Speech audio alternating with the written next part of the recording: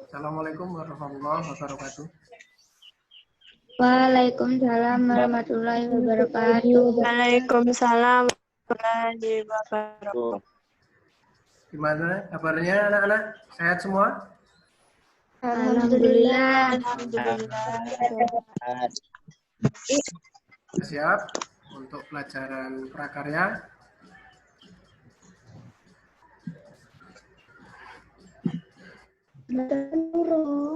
Siap ya? Belum memamarani lo. Mbak beda. Belum. Baik, kita lanjutkan. Materi yang lalu kita sudah membahas mengenai wirausaha kerajinan dari bahan limbah. Nah, untuk semester ganjil atau semester 1 ini, bahan limbah yang akan kita gunakan untuk membuat kerajinan adalah bahan limbah yang bentuknya datar. Bedanya antara limbah dengan sampah apa kemarin? Siapa yang masih ingat?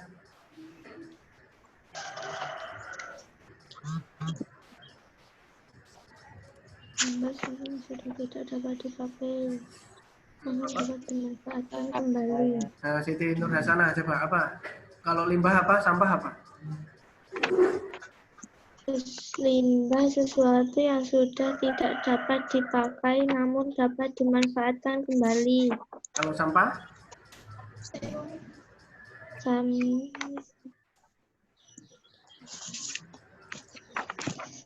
Saya lupa, Pak. Kalau sampah itu sesuatu yang sudah tidak kita gunakan dan harus kita buang, itu namanya sampah. Nah, contohnya seperti ini. Ini biasanya udah langsung dibuang dan dibakar seperti ini. Kalau yang kita jadikan limbah, mau kita olah kembali, biasanya sudah dibersihkan. Secara umum limbah itu ada dua jenis ya. Ada limbah organik dan anorganik, ini sudah kita bahas kemarin. Yang organik itu yang mudah untuk terurai atau membusuk, sedangkan yang anorganik yang tidak bisa diuraikan atau tidak bisa membusuk. Yang dapat kita olah atau kita manfaatkan kembali yang anorganik. Contohnya plastik, kaca, dari logam, atau mungkin dari limbah-limbah yang lain. Limbah berbentuk bangun datar,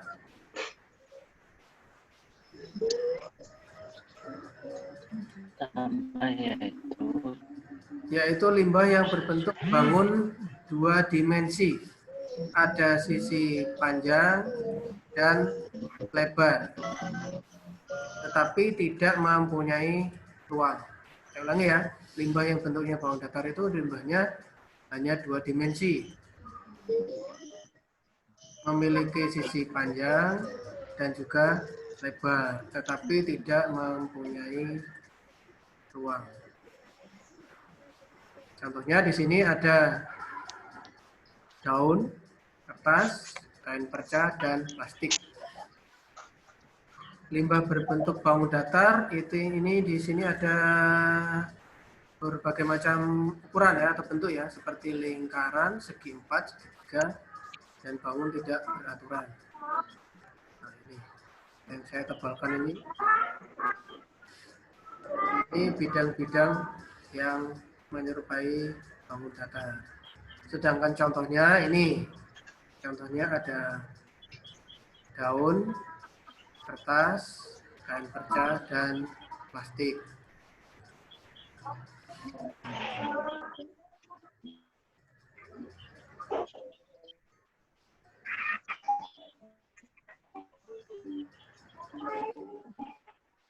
Ide dan peluang usaha kerajinan dari bahan limbah berbentuk bangun datar. Persiapan yang dapat kalian lakukan untuk menganalisis peluang usaha ada 5 di sini, yaitu meneliti berapa luas usaha yang akan dibeli,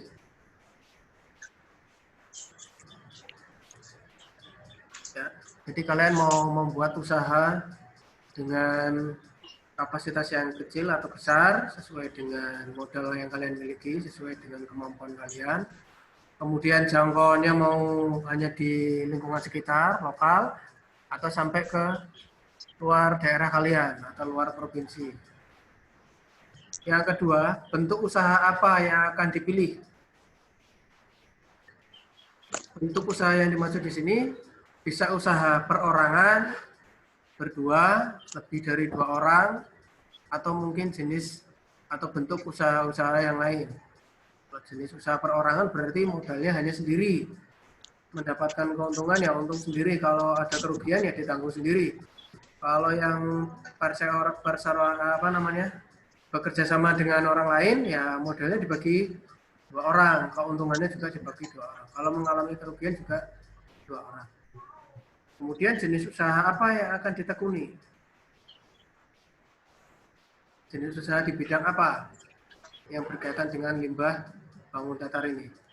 Di bidang tekstil, di bidang kerajinan, ya, aksesoris, cindera mata, atau di bidang yang lain.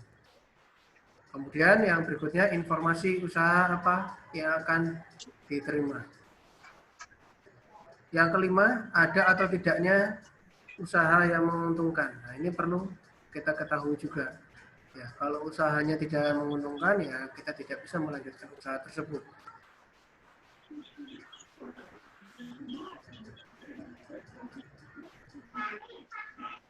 Untuk pemetaan potensi usaha, kita bisa melakukan analisis, namanya analisis SWOT. Terdiri dari 4 kata, strength, weakness, opportunity, dan threat. Strength dan weakness ini berasal dari faktor internal atau dari diri kita, dari perusahaan kita. Strength itu adalah kelebihan atau kekuatan yang kita miliki. Weakness di sini adalah kelemahan atau kekurangan yang kita miliki. Jadi ada kelebihan dan ada kekurangan. Kelebihannya misalnya kita punya banyak modal. Ya, kalau kekurangannya kita tidak mempunyai keahlian, kita tidak mempunyai orang-orang yang ahli di bidang usaha kita. Jadi kita bisa gunakanlah kelebihan yang kita miliki tadi. Kita bisa membayar orang. Atau sebaliknya, kita memiliki keahlian, ya, kelebihan kita orang yang ahli, kita orang yang pintar, tetapi kita nggak punya modal, kekurangannya.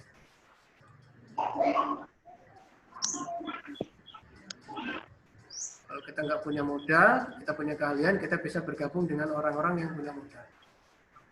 Sedangkan untuk opportunity atau threat, ini faktor eksternal. Opportunity ini artinya adalah kesempatan atau peluang.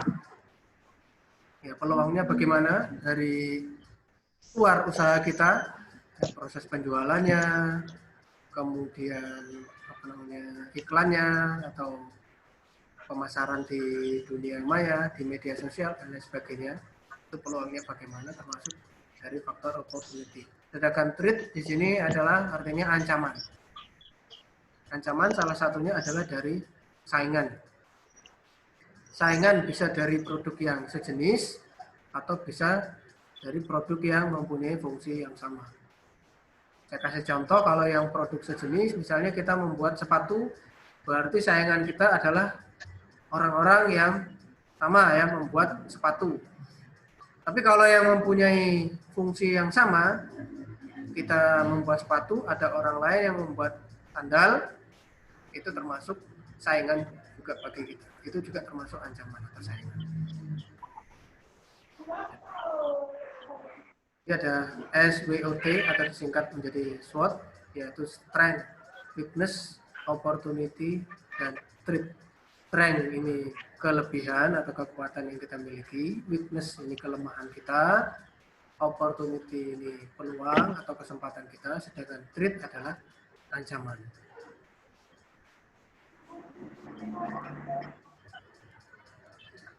Berikutnya adalah langkah-langkah yang perlu kita perhatikan untuk menganalisis peluang usaha.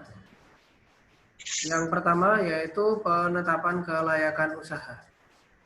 Untuk tahap kelayakan usaha ada beberapa langkah yang harus kalian lakukan. Yang pertama adalah analisis kelayakan teknis.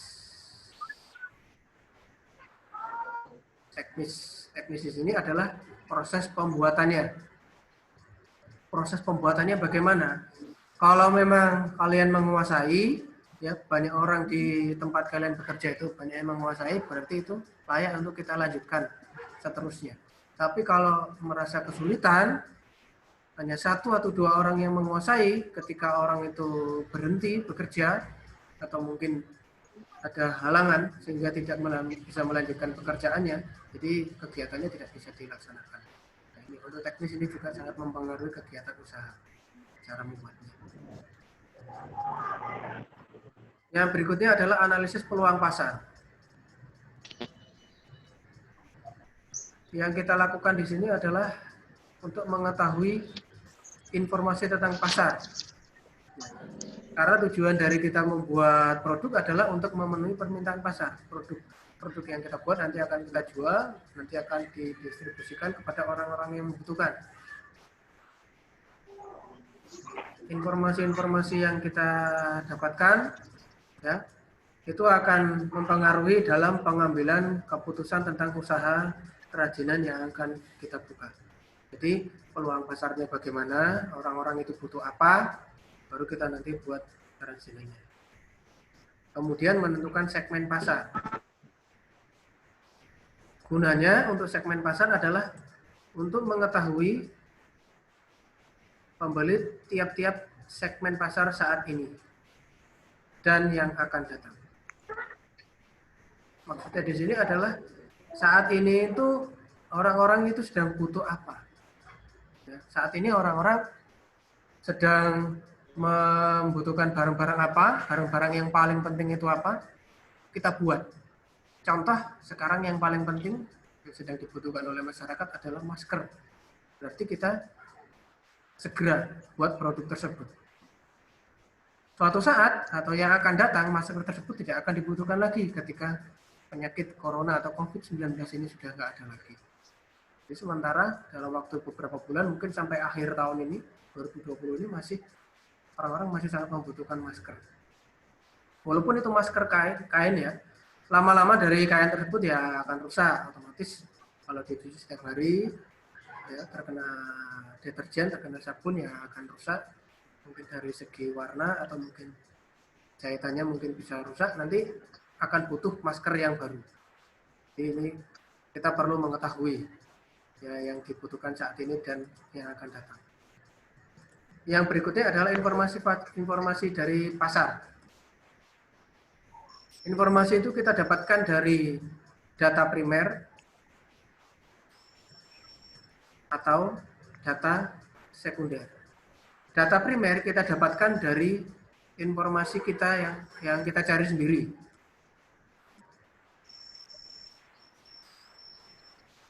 Kita melakukan pendekatan atau penelitian sendiri di pasar itu, ya. Kita bisa berperan sebagai pembeli, kita ke tempat berjualan orang-orang, kita bisa ikut bertransaksi juga. Jadi kita tahu mereka memang butuh barang. Sedangkan data sekunder itu bisa kita dapatkan dari beberapa lembaga seperti Badan Pusat Statistik, Kantor Dinas Pariwisata dan Perindustrian, kemudian bisa juga dari Biro Penelitian, atau mungkin hal-hal lain yang berkaitan dengan kegiatan di pasar. Itu bisa kita jadikan data sekunder. Jadi kalau data primer itu dari diri kita sendiri yang kita peroleh, sedangkan data sekunder itu dari orang lain, informasi dari yang lain. Yang berikutnya kita bisa melakukan uji coba. Kita jual, ya, kita bisa amati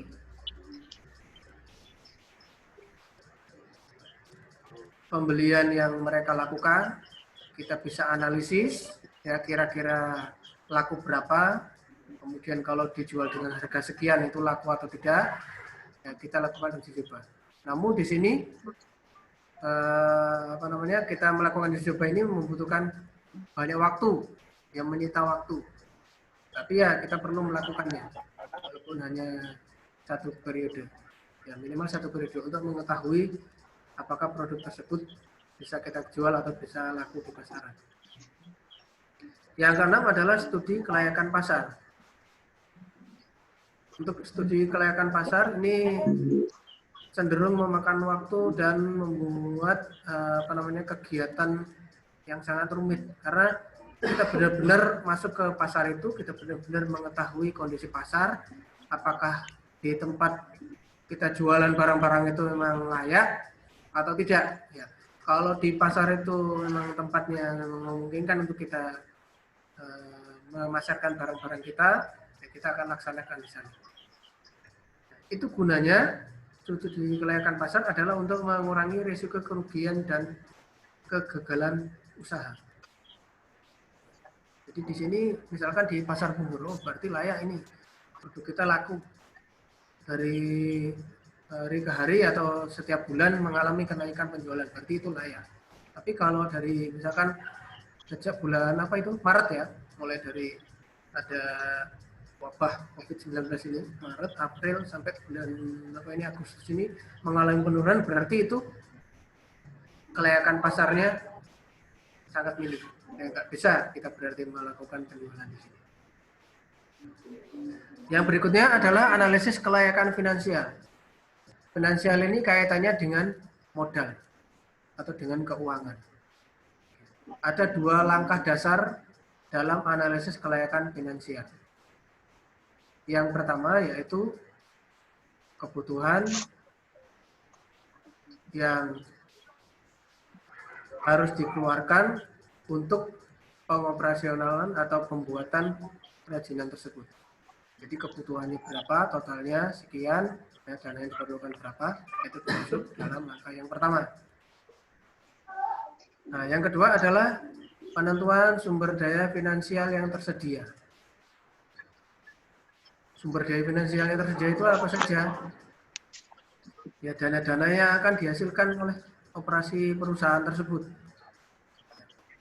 Mungkin kita bisa dari modal sendiri, bisa dari pinjaman, kredit, bank, koperasi, BMT, dan lain sebagainya. Sumber finansial tersebut mempengaruhi proses untuk jangka pendek, bulanan, menengah mungkin bisa semester atau tahunan, jangka panjang mungkin 3 tahun, 5 tahun, atau 10 tahun. Berikutnya adalah membedakan persaingan. Persaingan yang dimaksud di sini adalah produk kerajinan yang sejenis maupun produk kerajinan lain di pasar yang sama. Produk kerajinan sejenis, misalkan saya kasih contoh, kalau kita membuat kerajinan untuk sepatu ya, misalnya sepatu yang sejenis berarti sama-sama orang yang membuat sepatu. Orang yang membuat sepatu itu merupakan saingan kita. Kalau yang kerajinan lain di pasar yang sama seperti sandal, baik itu sandal kulit, sandal jepit, atau mungkin sandal jenis yang lain, itu termasuk saingan kita.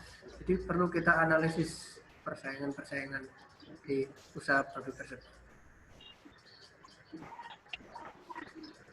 Berikutnya, untuk mengembangkan ide, kita perlu mengetahui tujuan dari mengembangkan ide dan peluang usaha itu. Mengapa kita perlu mengembangkan ide? Karena kita perlu tahu produk apa yang diminati oleh konsumen. Ya, produk apa yang diminati oleh konsumen. Ini dari awal kita mencari ide, kita harus tahu. Yang kedua, produk apa yang dapat memenangkan persaingan. Yang berikutnya adalah pendayagunaan sumber-sumber produksi, mulai dari modal, mulai dari sumber daya manusia, ya, manusia, modal, teknik pembuatan sampai ke pemasaran. Itu harus benar-benar kita gunakan semaksimal mungkin.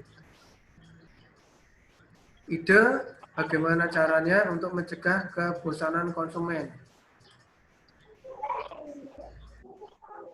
Jadi kita buat misalnya selama 1 tahun bentuk modelnya sama, tahun berikutnya kita rubah sedikit, tahun berikutnya kita rubah supaya nggak ada kebosanan.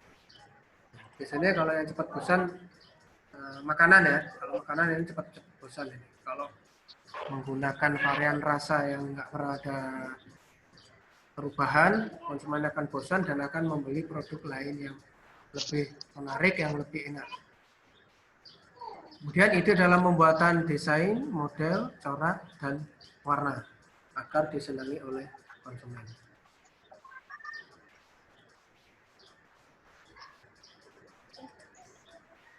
Sampai di sini dulu. Kalau ada yang mau bertanya, saya silakan. Ayu, mau tanya Ayu?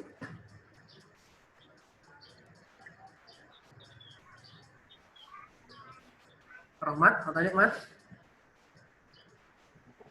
Enggak, Pak. Ada. Akmal, tanya Akmal? Ada, Pak. Ada. Ada. Mau tanya apa, Akmal?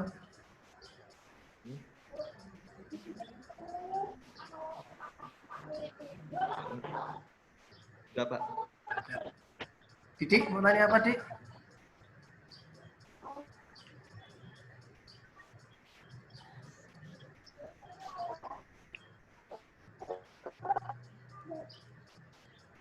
Aprilia Suwanti, ada yang mau ditanyakan? Sama siapa itu Aprilia? Sama Siti Masita, Pak. Siapa? Siti Masita. Oh, Siti Masito. Iya, Pak. Zunaina Zamhariri.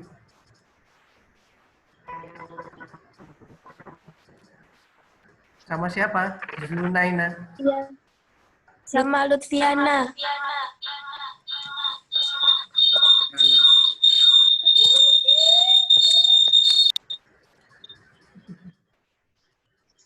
Mas Amah?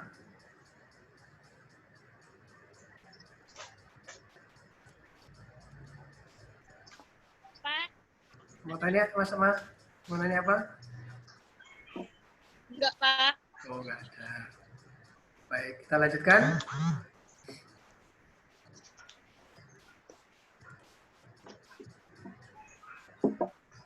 Sumber daya yang dibutuhkan untuk usaha kerajinan. Masih ingat tentang 6M? Masih ya? Masih ingat 6M? Apa aja?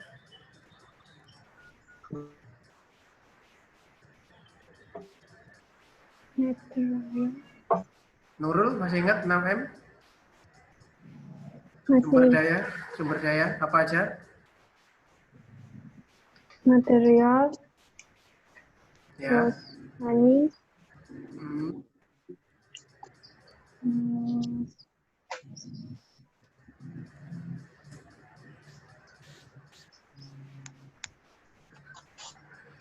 Yang pertama itu ada man, ada manusia, money,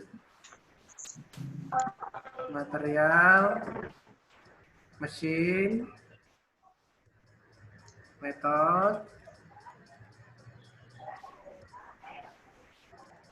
market. Ya, jadi ada 1, 2, 3, 4, 5, 6. Dari beberapa sumber daya ini yang paling berperan adalah dari manusia atau man. Ya. Jadi dari sumber daya manusia kita bisa memperoleh faktor-faktor produksi yang lain. Ya. Modal, tanah, keterampilan, ya, pemasaran, ya, orang-orang yang ahli, semuanya dari faktor yang pertama atau manusia. Kemudian dari M yang kedua atau money, ini B ya, ini. Digunakan untuk modal, untuk membeli bahan baku, untuk menggaji karyawan, untuk biaya pemasaran, iklan, dan lain sebagainya. Material itu dari bahan-bahan yang kita gunakan, bahan mentah yang kita gunakan. Misalkan dari kayu, dari rotan, dari tanah liat, dari limbah, dan lain sebagainya. Yang keempat adalah mesin atau teknologi, alat-alat yang digunakan, menggunakan alat-alat yang canggih, menggunakan alat-alat yang modern, atau masih menggunakan alat-alat lama, alat-alat yang masih sederhana. Kemudian metode ini cara yang digunakan untuk membuat kerajinan tersebut. Manual atau menggunakan alat-alat yang modern itu. Yang keenam, ini salah ya, bukan 5 ya. Yang keenam adalah market atau pasar. Proses penjualan produk-produk yang sudah kita hasilkan itu tadi.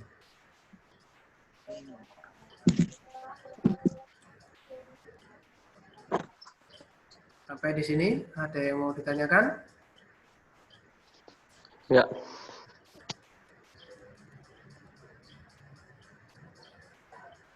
Nah, ini untuk tugas kalian di rumah dikumpulkan akhir bulan ini.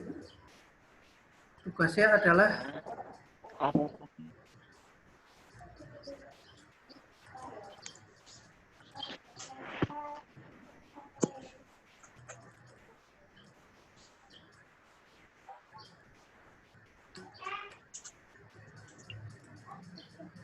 kelihatan?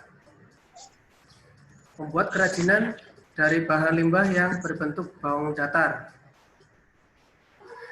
Ya, bahannya seperti kertas, kayu, kain perca, kaca, logam, daun, dan lain-lain. Pokoknya semuanya itu bentuk bahannya dari bangun datar.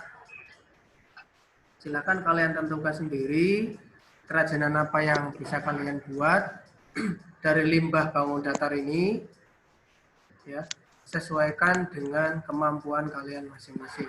Ingat, ini tugas individu. Tugas individu. Dikumpulnya tanggal 31 Agustus 2020. Paling lambat. Paling lambat. Jadi nanti kalau sudah selesai, kerajinannya itu difoto dan dikirimkan ke nomor saya. Jadi mulai besok sampai tanggal 31 Agustus 2020 kalian bisa mengumpulkan tugas. Ada yang mau ditanyakan?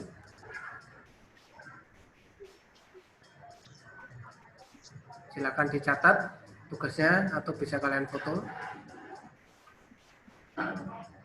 Screen nggak apa-apa ya? Mana? Mana Romat? Screenshot. Hmm? Screenshot loh, Pak. Oh ya, boleh, boleh.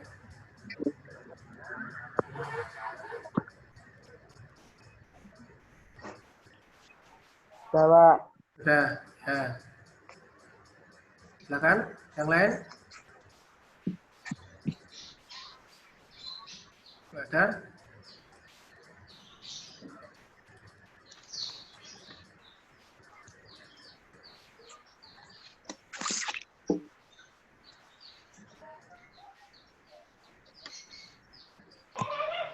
Untuk perencanaan administrasi, ini kita lanjutkan ya, sedikit lagi. Perencanaan administrasi usaha kerajinan dari bahan limbah. Administrasi itu kaitan dengan berkas-berkas, ya, atau sesuatu yang harus dicatat, sesuatu yang perlu ditulis, supaya data-data transaksinya kita bisa ketahui. Ya, uangnya itu digunakan untuk beli apa, kemudian gaji karyawannya berapa, barang-barang yang diproduksi berapa, kemudian masih ada persediaan produksi atau tidak, atau biaya-biaya yang lain bagaimana ya untuk pembelian langganan koran misalnya, pembelian pulsa internet dan lain sebagainya, itu termasuk dalam administrasi, harus dicatat. Itu digunakan untuk laporan akhir saat perusahaan selesai proses produksi. Maksud dan tujuan dari adanya administrasi itu antara lain untuk memonitor kegiatan administrasi. Itu tadi. Mulai dari pembelian bahan baku atau pemesanan bahan baku sampai ke pemasaran, semua administrasinya atau kegiatan administrasinya bisa dimonitor. Yang kedua, untuk mengevaluasi kegiatan pengorganisasian perusahaannya. Di perusahaan itu kan ada struktur organisasi ya, mulai dari manajer, sampai ke bagian uli. Bagian uli, semuanya itu kegiatannya bisa dievaluasi. Manajernya bagaimana, kepala bagiannya bagaimana kerjanya, karyawan-karyawannya sampai ke bagian kuli, bagian gudang itu bagaimana terus kegiatan di perusahaan tersebut dapat dievaluasi. Di mana nanti yang ada kekurangan akan diperbaiki di masa yang akan datang.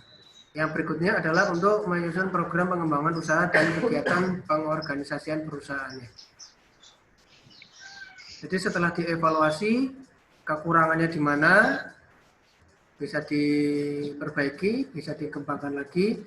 Kalau usahanya semakin maju, bisa dibuat lagi cabang di tempat-tempat yang lain. Yang berikutnya adalah untuk mengamankan kegiatan-kegiatan usaha dan organisasi perusahaannya. Jadi kegiatan-kegiatan usahanya semuanya kan sudah tercatat di sini. Ada data transaksi, keuangan, produksi, persediaan produksi, semuanya ada.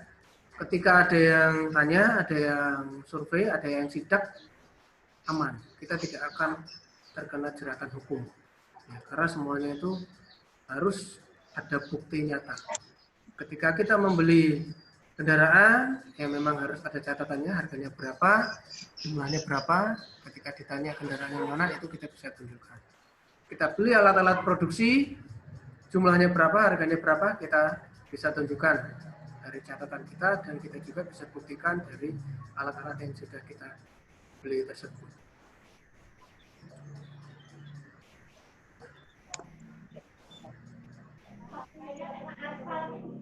Silakan kalau ada yang mau bertanya mengenai materi atau mengenai tugas tadi.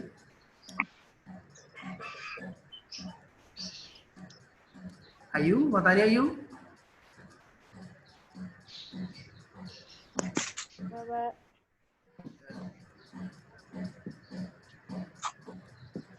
Fitrianingsih?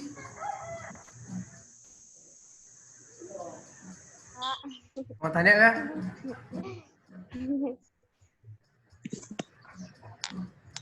Sama siapa ini Fitrianingsih?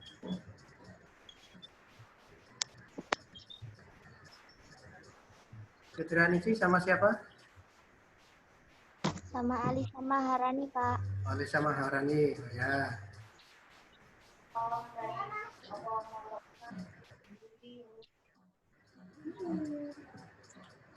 Saya ulang lagi ya, tugasnya ini bagi yang baru bergabung. Bagi yang baru bergabung ini tugasnya. Tugasnya membuat kerajinan dari bahan limbah yang berbentuk bangun datar. Bahan-bahannya seperti kertas, kayu, kain baja, kaca, logam, daun, dan lain-lain. Dikumpulkannya paling lambat 31 Agustus 2020.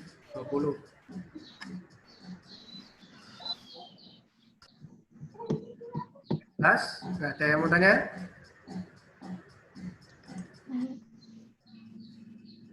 Akmal, mau tanya, Mal? Mau tanya, Mal? Pak. Ya, nggak ada. Sudah jelas ya? Ya. Sekian untuk pertemuan hari ini. Kita lanjutkan lagi di pertemuan yang akan datang. Assalamualaikum warahmatullahi wabarakatuh. Waalaikumsalam warahmatullahi wabarakatuh. Wabarakatuh.